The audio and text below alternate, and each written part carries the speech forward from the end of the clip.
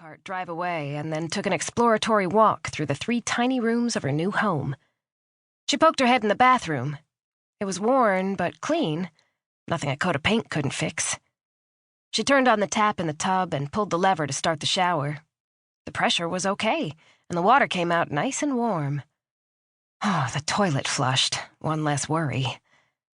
She wandered into the kitchen and opened a cupboard. There was a stack of plates and bowls and a few glasses and mugs. She pulled open a couple of drawers and found a tray of cutlery and some other useful cooking implements. Under the sink was a bottle of dish soap and a few dishcloths, another thing she wouldn't have to sort out. Nina poured herself a glass of orange juice from the carton Pansy had left, pushed open the screen door and stepped onto the veranda. She slipped off her sandals and jacket and rolled up the cuffs of her jeans, then stepped down onto the sand. It felt divine under the soles of her feet and between her toes, like a mini massage.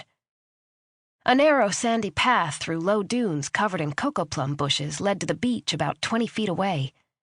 It was shaded in places by towering palms that dwarfed the cottage. Nina picked her way along the path, onto the beach, and down to the water's edge. She walked into the gentle surf. The water was crystal clear and unexpectedly warm. In the shallows, tiny fish darted about in schools. The tide was going out.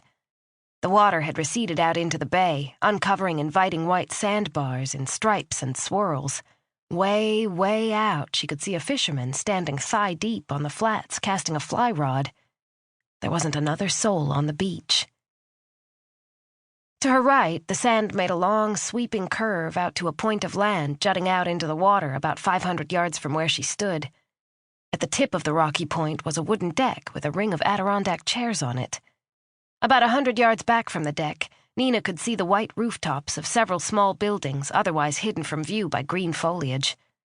A sandy path emerged from the vegetation onto the beach, where 3 or 4 motorboats were pulled up onto the sand. Oh, that must be the fishing lodge, thought Nina.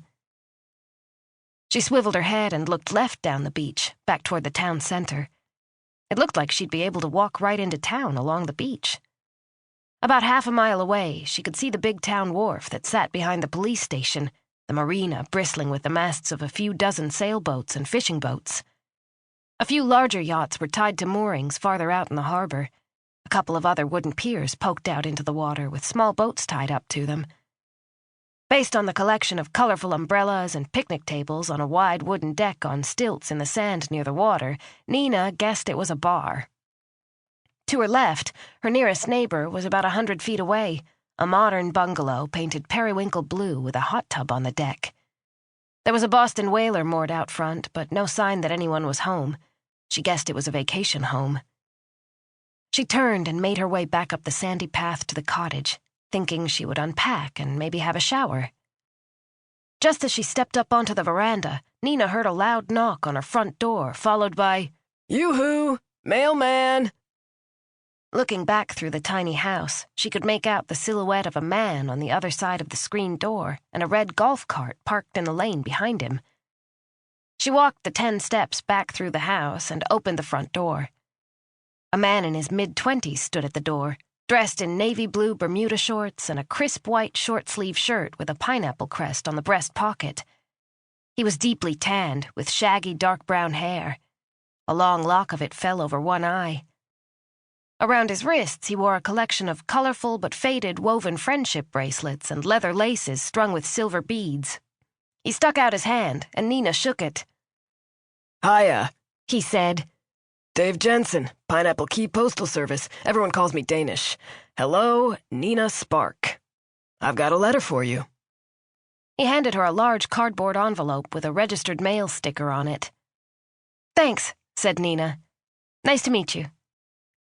She turned and started back toward the kitchen table, reading the return address as she walked. It was from Catherine, the features editor at a magazine she sometimes worked for. To her surprise, mailman Dave Danish Jensen followed her. "So you're the one who bought Miss Rose's house," he said. "I'm the one," said Nina. "She was one sharp old doll," he said. "Pretty free and easy with the love life advice, too. Especially for someone who was about 100 and watched cooking shows and reruns of Columbo every night." She wasn't always 100. I imagine she experienced